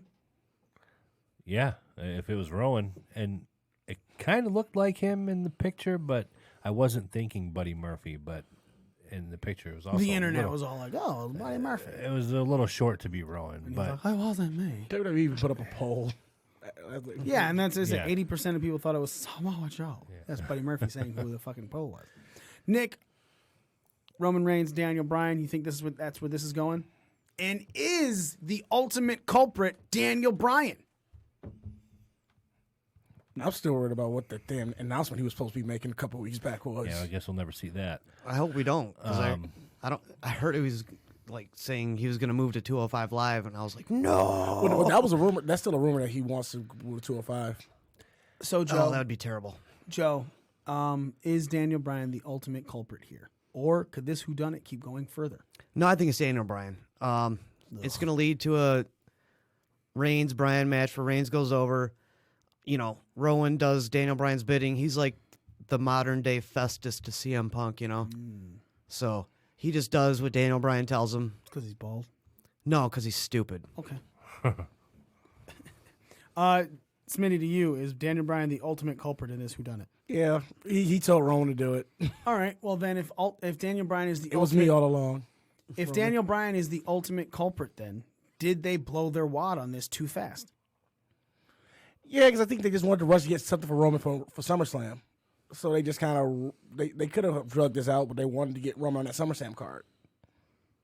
Currently, Roman Reigns is not on that SummerSlam. Yeah, I was just about to say that. This is why it's going to be impromptu. All this didn't put him on the card yet. Listen, he's going to be on the card. He's going to be in a probably thing where the whodunit is solved. It's fucking Nancy Drew mystery. I was all right with it until they fucking announced it on SmackDown this week. Yeah. I felt like if you're gonna say, It's a shotgun booking, man. It's a short attention span theater. Like they don't draw out storylines anymore. understandable, but you could have had you could have moved into something at SummerSlam with Buddy Murphy, Roman versus Buddy Murphy. Even if Roman goes over, I don't think a lot of fans would buy into that. I think that Buddy Murphy has a pretty good following because a lot of people right now are wondering why Buddy Murphy hasn't been on TV. But And again, Kevin even still, it's that you get promo. Roman on the card, right? Because right now Roman's not on the card. Even still, I don't see a lot of buzz out there about Buddy Murphy. oh, I do. Well, I'm on the Twitter machine. Though, You're bro. more than I. Yes. My whole thing with this is it just seems like it's something that they were like, okay, we got to finish this fast. It's been fucking 4 episodes, 2 weeks, and all of a sudden we hear it's in the Rowan and the Daniel Bryan camp. I just feel like they did this a little bit Premature ejaculation. Well, especially if they have a match with those two at SummerSlam, like, okay, and right. Like you say, is this something to possibly get Roman on the card? But as it stands right now, he even said Daniel Bryan wasn't there. So it doesn't even look like it could be Daniel Bryan versus Roman Reigns at SummerSlam. It looks like it could be Rowan versus Roman. They're not going to jump into that match on SummerSlam. Yeah, so I don't... he said fodder. Oh, motherfucker. I don't have anything. I don't have anything either. You can air drink. Oh, It's like Tanahashi playing the air guitar. That was my Tanahashi. That was excellent. Excellent. Oh, this is Buddy Murphy pretending to be Tanahashi. You're a horrible Australian, mate. This is exactly how Buddy Murphy sounds. Continuing on with SmackDown. So the Trish Stratus and Natalia, the Natalia fucking thing with Becky. So she then had a match with Ember Moon. And on the outside of the ring, Trish Stratus is putting on the fucking sharpshooter like a motherfucker. And Bailey runs down saving. Natty? You mean Natty was putting on the Natty sharpshooter? was sharpshooter like a motherfucker. Sorry, Canadians all look the same to me. They have the same chest, right? It's really the chest. 4 implants. Yeah. 4 of them. Bleach blonde, floor implant. Each. Basically. Yeah. Vintage type of gals. All wearing like Big, fat, patent juicy titties, yeah. And bleach blonde hair. Sorry. Go ahead. All right. So Natalia is having the sharpshooter on Ember Moon. Bailey comes down and saves Ember Moon, wanting to have a full fight at SummerSlam, is what it looked like. I was in attendance for SmackDown because it was here in Detroit, so I don't know what the announcers were saying during any of this shit. And that's all I can assume is that somebody said Bailey came down to save Ember Moon because she won a full good match. Mm-hmm. This is the first time in this entire fucking run. By the way, Alexa Bliss, Becky Lynch, and Natalia was announced as a submission match before Raw on at SmackDown. I mean, at SummerSlam. Fucking A. You all right? No, I don't know why I can't talk. I'm fucking exhausted. That's what it is. Becky Lynch and Natalia will have their match at SummerSlam be a submission match. This was announced on social media before Raw. So now Natty puts on the sharpshooter to Becky, not releasing it, injuring Becky on Raw. Disarm shooter. Then Natty puts the sharpshooter on Ember Moon, not releasing it. Not releasing it on SmackDown. This is the first time in this entire storyline that has been built in 3 fucking weeks that Natty has done anything remotely heelish. Do you care anymore about the SummerSlam match, Joe? Yeah. Yeah? I want Natty to kick the shit out of her. Yeah? Yeah. Becky's time is done. Her time is up. Natty's time is now. No, she'll get it back eventually. I just want to see Natty kick the shit out of her. Does it do anything? I like Natty. Does it do anything for you, Nicholas? Yeah, it does. Nick O'Shea? I've always liked Natty, and I think she's a little bit of a powerhouse, and I'm a big Becky fan too, but I agree with Joe. Dude, It'd you're be losing nice weight. Stop calling yourself big. It'd be nice to see her get her ass kicked and see Natty with the title. Austin was good because he kept losing and he had a chase, and his fucking chase was better than his fucking runs. Smitty, I know you don't care about this match anymore. I really don't care about either of the women's matches. Besides the fact that I'm just happy to see Ember Moon inside of the title picture finally. Why? Because she's black? No, because I've actually liked her work. That's really what it is. It's okay. It's only a minor part. Like It's I've been a fan of her work. It's only a minor part. So are you saying I can't say that any faster. It's only a minor part. Are you saying that her being black is a minority stake into why you care about this? Hell yeah! So I've always been a fan of Ember Moon's work. So I'm happy to finally see her get somewhere into the title picture here. I agree. I think Ember But Moon's I also think that when I watch SmackDown, the whole everything they do with Trish and Charlotte right now, they just kind of making both those titles seem kind of second nature to the SummerSlam show. All right. And Shane McMahon on the Kevin Owens show, at least in the arena. Look, I'll be very honest. I thought SmackDown was great from being in the arena. We've always said that sometimes listening to an announcing thing on anything hurts it. I thought there were great things that I caught that people didn't see, like when the New Day was in the ring waiting for Daniel Bryan and Rowan to come to the ring. Fucking Big E just turned around and just fucking blasted Corey Graves with his jacket. Like, he took it off and just turned and was like, whip! Like, fastball pitch. I don't know if that came across on fucking TV or if anyone said anything. Man, that might not vibe with Corey's concussion protocol, you know what I'm saying? He gets hit in the head with the jacket, he might fucking die or something. I fucking cried laughing when I saw that because I was like, holy shit. So, but there are things that, as me as a fan in the arena, in Little Caesars Arena, I thought SmackDown came off great. I like the matches that were in there. I mean, we got fucking even Dolph Ziggler versus Ali was a great match out of nowhere. You know, he's supposed to be Ziggler versus Rey Mysterio. Great. I thought the Trish Stratus Charlotte promo was good. I don't believe it deserved the what chance that it was getting because I think for Trish not really being out there, she didn't cut a bad promo. She was better than the last time. Yeah, exactly. Even though the last promo she did before, she started off shaky, but she finished strong. Right. I thought the Kevin Owens show segment was really good. I thought Sami Zayn and Aleister Black was a great match. What a fucking flush black mask to Sami Zayn's He's fucking always jaw. right on with that, though, man. You He also- is you also like watched 205 pinpoint, too dude. Yeah, it was all. He's really always good. like, man, it's amazing. And then, actually. of course, I thought the show ended with a spectacular tag match between the New Day, Daniel Bryan, and Rowan. I thoroughly appreciated being at the arena for SmackDown, even as last minute as it was for me. How was it outside of you being there and you enjoying yourself? How was the crowd? Because I mean, we can hear them. I mean, it's a fun crowd, whatever. But I try to say as much as I could on our Twitter about how loud the crowd was for certain things, because I also know that sometimes you get the crowd muted a little bit, and I also know that sometimes you over mic the crowd. There were huge pops that people got, I believe, when Ray came out. It was fucking deafening. It was loud. I believe that people were actually interested. You can go up that whole fucking thing, dude. People were fully interested in the Roman Reigns stuff. No one was booing in the audience. As a matter of fact, there were some cheers when he started beating up Buddy Murphy and things like that. I thought, I will say, the thing that stood out the most to me is they set up Aleister Black's entrance, right? His little area where he raises up from. Cut a promo from down there. And I was looking at it going, what the fuck is that? It looks like some fucking piss poor castle that they're trying to build, right? And I put it on Twitter, and people were like, oh, that's Aleister Black's entrance. And I looked closer. I was like, oh, my God.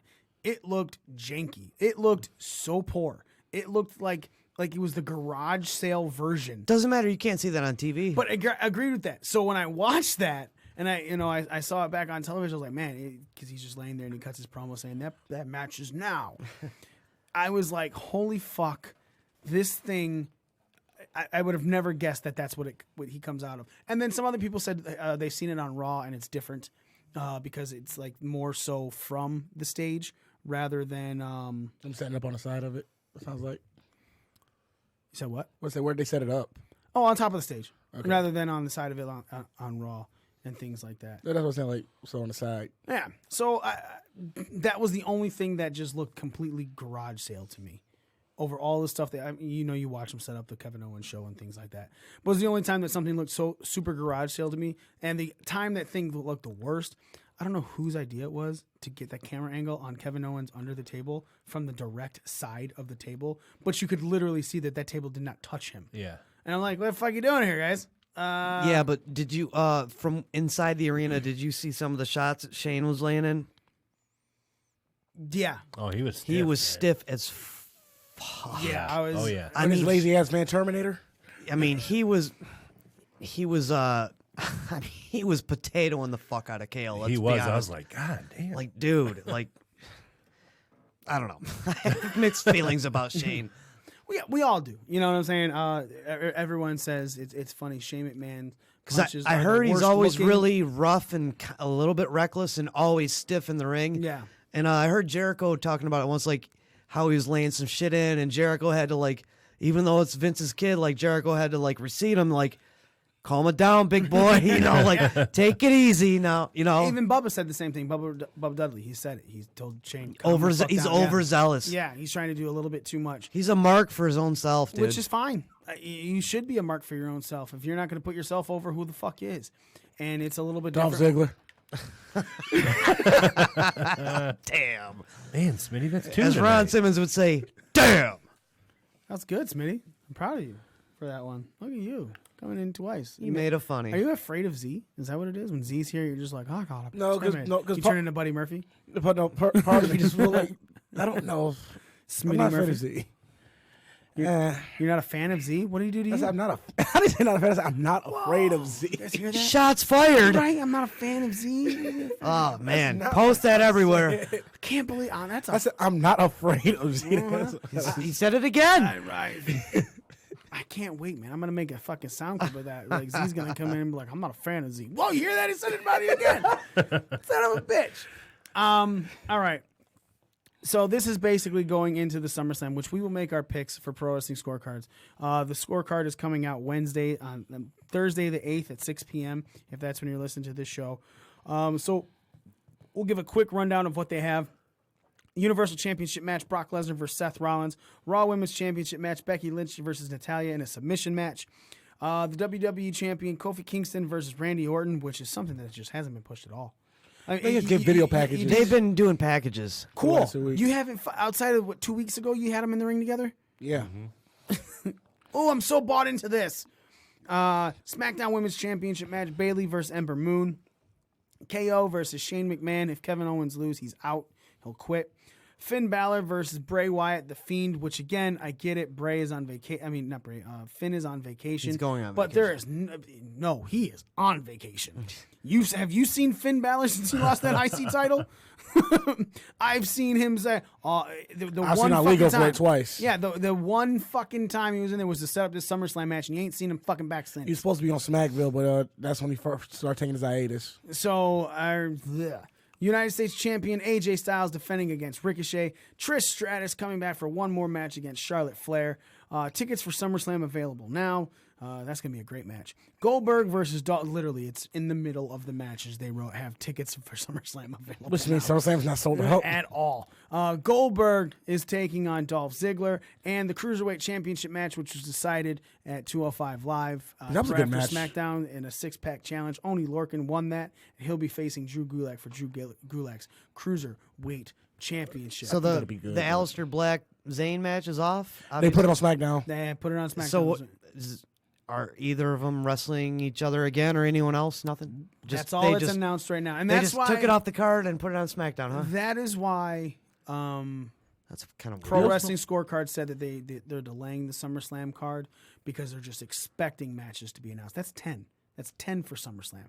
This is going to be a 6-hour show, dude. That's what people are saying. That this is supposed to be a 6-hour fucking SummerSlam. Too fucking long. But at the same time, WWE maybe like a lot of people are bitching about this. Let's maybe not. So 10 matches is what we're going to sit at. Maybe we'll throw. I said it before. I'll say it's very arrogant of them to expect their fan base to sit down in one place for fucking 6 hours to take in their product. That's a lot. I don't think it's arrogant at all. People. do. I think people do it for New Japan every year. Once a year. They don't have like 6-hour events every fucking time. I don't know. New Japan has 2-day events, and each one of them are about 5 hours every time they do a big one, like the G1 Climax and stuff like that. I've been watching the G1 Climax. They're like no longer in 3 hours. What was it? The last year in United States. Oh, did you want in America? Yeah, that was. Yeah, those shows were like 4 hours apiece. That was like a special standalone show, though. It's Wrestle Kingdom, and what's their second biggest one? So we're gonna move on. We're moving on Sorry. from this. Yeah, no problem, because we have Sorry about 30 minutes left, and we got to make our NXT Takeover Toronto picks. Make sure you guys are going to ProWrestlingScorecards.com. Download your own scorecard for NXT Toronto. We're going to be making ours on our devices because we know how to edit PDFs. And so that's what we're going to do. Oh, Nick just put something about AEW. They announced that they're having a casino Smitty. battle. Okay. I don't care. We're not going into that right now. That's why I posted it. In the Yeah. So we're going to move on to the NXT TakeOver Toronto scorecard. 5 matches, and there will be a fucking all championships will be defended. The women's, the North American, the tag team, and the NXT.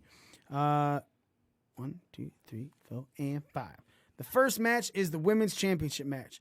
Shayna Baszler versus Mia Yim. There are 3 extras. Fall type, near falls, plus or minus 1. Remember, all of those are if it's a 2 count. And will there be outside interference, yes or no? Smitty, you're going to be kicking this one off, then Joe, then me, and as far as who's going everything first, and then Nick. You need to pull up Z's. He has his picks in already. Okay, yeah, I'll pull it up since I got the extra device. All right, which I have. So actually, we're going to start off with Z, then you, Smitty, then Joe, then me, then Nick. Weird, because it's completely different on this one than it is on the actual scorecard. So we're going to start off Shayna Baszler versus Mia Yim. Z has Mia Yim by pin, 5 near falls, yes to outside interference. Smitty. I have Mia Yim winning as well. Winning by pinfall, 4 near falls, no to outside interference. Because over the last couple of weeks, she's taken out the other 2 girls. That's fine. Joe. All right. Sorry. All right, I got it. Sharon Corbin winning. Submission, 4 near falls, yes to outside interference. All right. I have Shayna Baszler also winning by submission, 3 near falls, and yes to outside interference. Nick? I got Shayna Baszler submission, 6 near falls, and yes. All right. Up next, the North American Championship, Velveteen Dream defending against Pete Dunne and Roderick Strong. There are 3 extras for this. Fall type, how many near falls, and who is going to be the one that takes the fall? Smitty, we're leading off with you.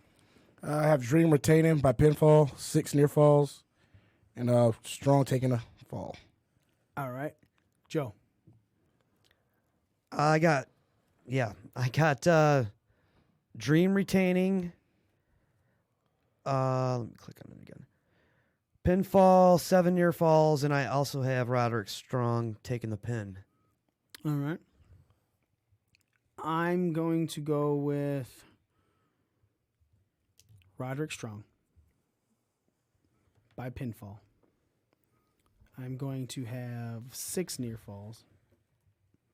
Give me 06 for a second there. And who takes the fall? Pete Dunne. Z has Pete Dunne winning by pinfall, Dream taking the fall, and 8 near falls. Nick? I've got Velveteen Dream. Pinfall, 8 near falls, Roderick Strong hand. Taking it? Yep. Nice. Women's grudge match. Candice LeRae versus Io Shirai. Who's going to win? 3 extras. Fall type. How many moonsaults? Plus or minus 1. And match time. Plus or minus 1 in minutes. Again, it is rounded up. So if it's 11:29, it's 11-minute match. If it's 11:30, it's a 12-minute match. Joe, you're kicking this one off. Can I ask a question real quick? No, but go ahead. What are Io Shirai's and Candice LeRae's finishers? I'm sorry. Io Shirai is the moonsault. That's her finisher? Yeah. All right. That's all I need to know. I wonder though. Let me look at the card, because it has. I mean, does she? I'm a fan of Io Shirai, but I don't know her whole moveset. Does she have like a submission finisher? No, she doesn't. No. Okay, And it that's says all I needed to know. Any type of moonsault. Now I don't know, because that could be a moonsault to the outside. Yeah, that something doesn't matter. like that. That Yeah. doesn't matter. She does springboard A moonsault. moonsault is Yeah. a moonsault. Yep. I get it. All right, so I got Io Shirai winning by pinfall, 3 moonsaults, 17-minute match time. All right. I have Io Shirai winning by pinfall as well. I have 4 moonsaults and 11-minute match time. Z has Io Shirai winning by submission, 2 moonsaults and 12-minute match time. Smitty. I have Io Shirai winning by pinfall, 4 moonsaults, and a 13-minute match time. I've got Io by pin, 3 moonsaults, and a 12-minute match. All right. Weird. Up next, the Tag Team Championship match. The Street Profits defending against the Undisputed Era of Bobby Fish and Kyle O'Reilly.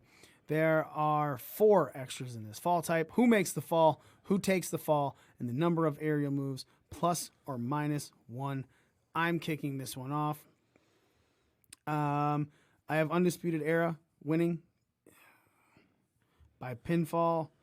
Man, I don't know. I might want to switch that. Street Profits are just so good on Raw, but they might get pulled up. I think they're getting pulled up. That's why. But it's okay. I'm going with it. By pinfall, who makes the fall? I have Kyle O'Reilly making the fall. Who takes the fall? Fucking Montez Ford. Number of aerial moves? Fucking 6. What do you got, Smitty? So I have look it up right now. I just Undisputed Era winning by pinfall. Kyle O'Reilly pinning Angelo Dawkins, 5 aerial moves. Joe. I got Street Profits, pinfall, Montez Ford pinning Bobby Fish, 11 aerials. All right. Z has the Undisputed Era going over by pinfall. Fish pinning Montez Ford, 5 aerial moves. Nick. We got the Street Profits by pin, Montez Ford pinning Kyle O'Reilly with 8 aerial moves. Nice. It's probably one of the hardest NXT cards, actually. It's actually a really good NXT card, man. Up next is the NXT Championship match. 2 out of 3 falls. Quite a few things for this card. So, obviously, you're going to pick your winner. Next, you're going to pick who makes the first fall. The time at the first fall. Again, plus or minus 1. If you pick 6 minutes and it was anywhere between 5:30 and 6:29, you're going to get that right. But if it's one of those, it's going to round up or away. Then who makes the second fall, the time of the second fall, and the third fall stipulation. Wait, what? Am I missing? What? Well, so it says, like, because they've not announced. Oh, damn, I got to watch NXT this week. They may have announced it by this week, but the third stipulation has not been announced. Regal was supposed to be announcing the third stipulation this week on NXT. I've missed NXT the last couple weeks. So pretty much the 2 out of 3 falls match. Gargano chooses stipulation, Cole's chooses stipulation, and William, if it goes to a third, Regal chooses stipulation for the third fall. What are the first 2? I know Gargano picked a street fight. I forgot what Adam Cole picked, but the third stipulation was not announced yet. I think, like, when I remember last week, Regal said he was supposed to announce it this week on NXT. With 2 out of 3 fall match with special stipulations. Now, let's be very honest. The announcing of that makes me give a shit a little bit more about this match, because I said it when it first announced. I was like, we just seeing this again. I know Gargano picked a street fight. I forgot what Cole picked. To choose a stipulation for one fall. July 24th edition of NXT, the competitor has announced their stipulation, with Gargano opting for a street fight for his fall and Cole invoking a classic old school wrestling match for his. So that's a normal. So basically, Regal's announcing the fall at the show. Yeah. All right. So that's where we're going with this then. So what will Regal announce as a stipulation? What will be the final fall type? And what's the match time, plus or minus 1? I apologize to everyone. So usually I'm so fucking caught up on NXT. I've just been so busy. I was caught up besides this week. Yeah, that's fine. All right. So, shit. It was 1, 2, 3, 4. Back to Z leading it off. Z has Adam Cole as the ultimate winner of this. He thinks Adam Cole will get the first fall at 6 minutes. Johnny will get the second fall at 14 minutes. And he picks his third fall stipulation to be the loser leaves NXT. Final fall type will be pin, 32-minute match time by Z. Smitty, you're next. So I had Adam Cole winning. I had Gargano winning the first fall in 11 minutes. The second one, Cole winning in 13. And a 15-minute ladder match should be the last stipulation. The last stipulation for the last match. It's going to be a ladder match? Yeah. All right. And I'm kind of. It says, but also on the card it says fall type, but so it's a ladder match. You have to, so you're just climbing the ladder. There's no fall type. Yeah, but what's at the top of the ladder though? The title. Yeah. All right. So what are the first two fall stipulations? Street fight and a regular match. Yeah. All right. Is Gargano's fall first? That's one thing I'm not sure of. I'm pretty sure that Cole's. See, because I'm a little behind on NXT. I was gonna pick no DQ street fight, whatever you want to call it, for the third fall. I didn't know that was already picked. All right. Yep. So on the July 24th, they Gargano announced his first. Okay. Gargano announced his first. Yeah, and then Cole did it later in the show that week. And that's when Regal said pretty much, "I'll if it's not determined by the other, so I'll pick the fall." And so most likely it's gonna be Cole's fall first. Yeah, I'm gonna switch that around. You're gonna go. No. I'm saying you're gonna go Cole. It's gonna be old school wrestling, then street fight, then something else. So you're saying I'm gonna switch that around. So you think that Cole's making the first fall, Gargano's making the second fall? Okay. Joe. All right, Shout out to Pro Wrestling Scorecards, ProWrestlingScorecards.com. Get your own scorecard, ladies and gentlemen. It's a fucking great card they put together. A lot of different type of extras that they put on this one. All right, I got Adam Cole winning. Adam Cole taking the first fall. I got 5-minute time for the first fall. Gargano takes second fall. 11-minute time for the second fall. Third fall stipulation is going to be a submission match, which makes the fall type submission. And then I got a match time of 28 minutes. All right. I am completely baffled on how I want to pick this one. I do have Adam Cole winning. I have Gargano taking the first fall at 7 minutes. Adam Cole taking the second fall at 16 minutes. The third fall stipulation, I'm going to go with exactly what I thought this fucking match should have been in the first place when I first complained about this. I'm going to go with a last man standing match. That actually is a good one. Which means that the final fall type is gonna be. It's like if it's like a special match, the whole match stipulation is only pin submission count out in DQ. I'm putting pin in just in case it's not. But obviously, if it's a last man standing match or a ladder match, it's going to be something negated because you can't do that. So I'm choosing pin, and the match time, I think Z's really close with this. I'm going to pick 29-minute match time for just the last fall or just the whole thing in general. Total match time in general. Oh, match time in general. Oh, I'm switching that to like 35. 35. What did you originally have? I thought when I put it down, I was thinking like the last fall in general.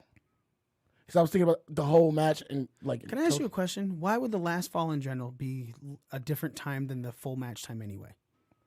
Because like the way it was set up is match time the first fall time, second fall time. I was thinking like that was like no total time. So did you go like with what is your first number? So for the NXT Championship, I had the first fall at 11 minutes, second fall at 13. So you thought it was going to be a 2-minute time difference between falls, or you thought like 11 minutes and then 13 minutes later? Yeah. You have to pick when in the time frame, how long after. The time of the match at the second fall, not the time between the first and the second fall.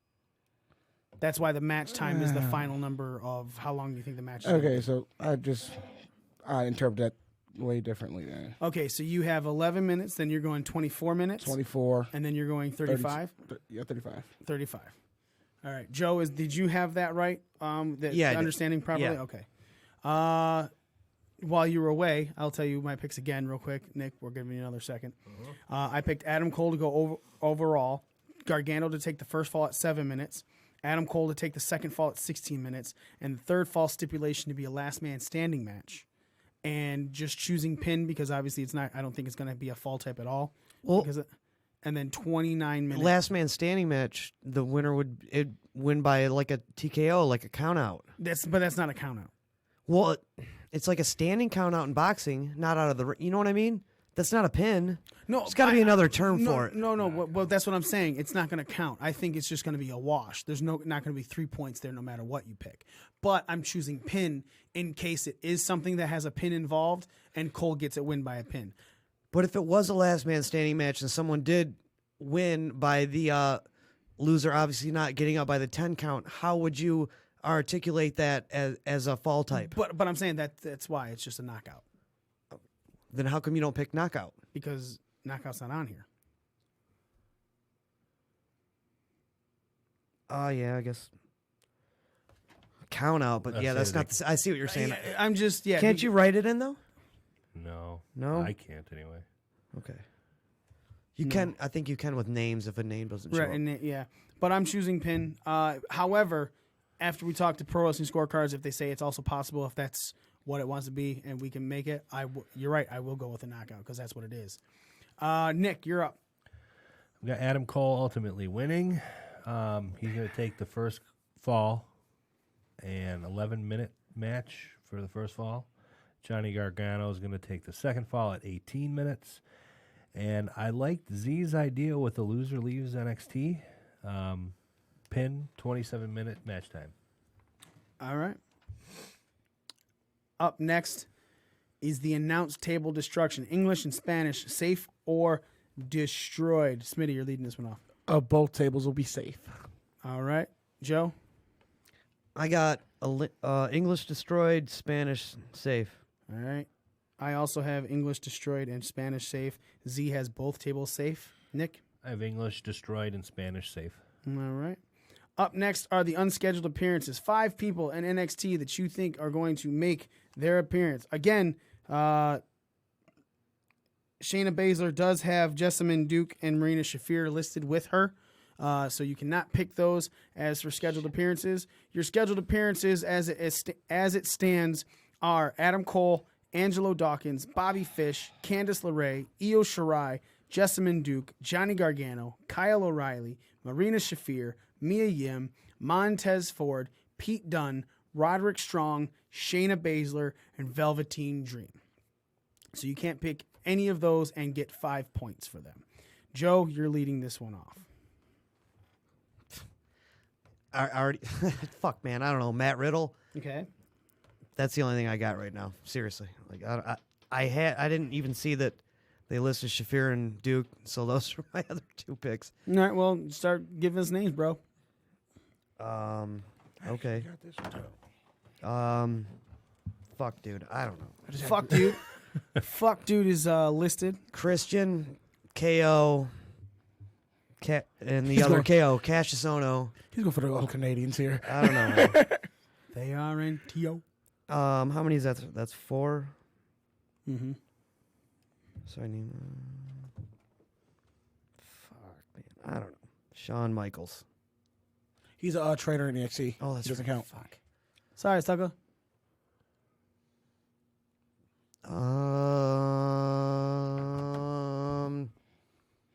Bailey. I don't know. The unscheduled appearances for NXT are always so whacked out, dude. Because then sometimes they just get somebody just signed. Yeah, or the it's brand. like just someone from the main roster and you have no idea who it's going to be. It's like, oh, look, there's KO. You know. Right. Okay. Z has, if this will help you, Forgotten Sons, which are all 3 of them he's counting. ACH and Trevor Lee. He goes, whatever their NXT names. Miles Jordan and Cameron Grimes, who are actually in the NXT Breakout Final next week. Okay. So those are his 5. I have Matt Riddle. I have Tommaso Ciampa. He showed up for the pre-show last one. It's he what? He showed up for the pre-show at the last takeover.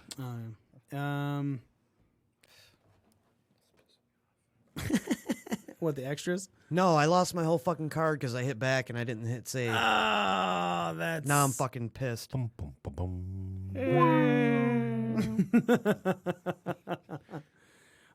It's weird because this is popping up as incomplete. Usually when you finish it, it says complete. Yeah. So I don't know what it's gonna do. Oh yeah. So anyway, Matt Riddle, Tommaso Ciampa.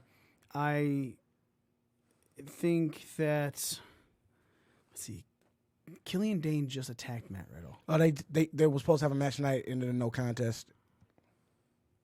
All right. So that being said, yeah.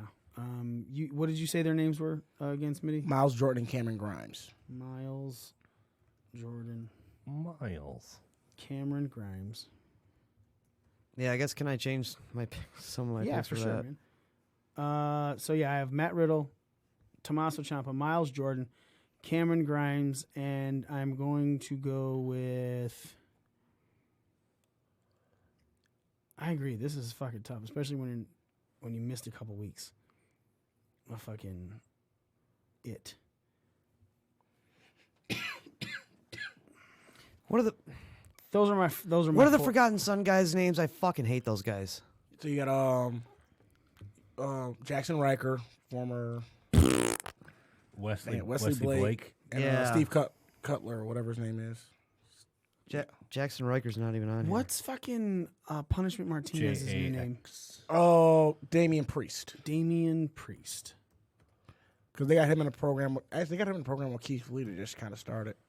All right. So Matt Riddle, Tommaso Ciampa, Miles Jordan, Cameron Grimes, and Damian Priest.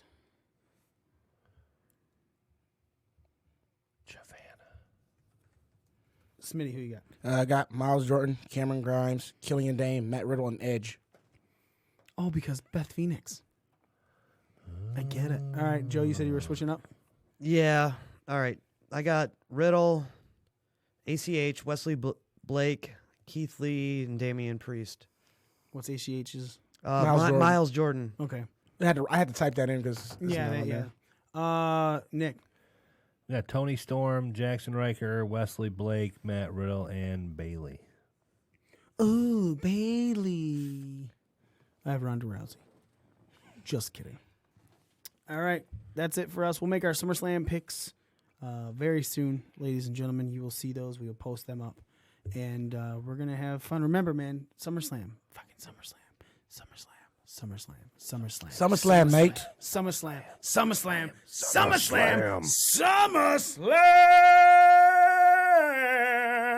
Me and your wife. Chew on that mayonnaise. Gross! Is at Buffalo Wild Wings in downtown Detroit. If you are in the area, 1218 Randolph Street, Detroit, Michigan, this Sunday, we will be down there, second floor. You want to be there, man. You want to be there for the prizes. You want to be there for the giveaways. You want to be there because it's a fucking amazing time. We're going to have a blasty fucking blast. You want to be there. You want to be there. You want to be there. No cover. Family friendly. Food and drink specials. Prizes to win. Things to have fun with. Mainly Nick's face. Sunday. SummerSlam Sunday. Kids tickets just $5. Just kidding. No cover for your kids. Or you. That's right. It's free. Come on and see us.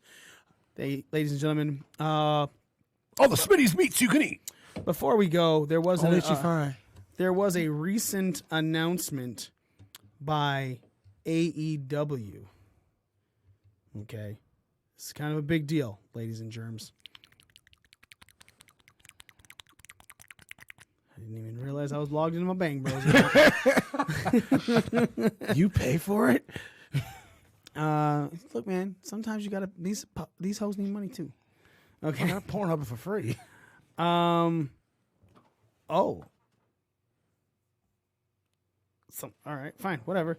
AEW When did they announce this, Nick? Where do you see it? Came up on Ringside News, I don't know, maybe half hour ago or so. All right. Because they announced that the women's title is going to be fought for. Oh. On the Initial show. First ever TNT show from Washington, D.C., October 2nd.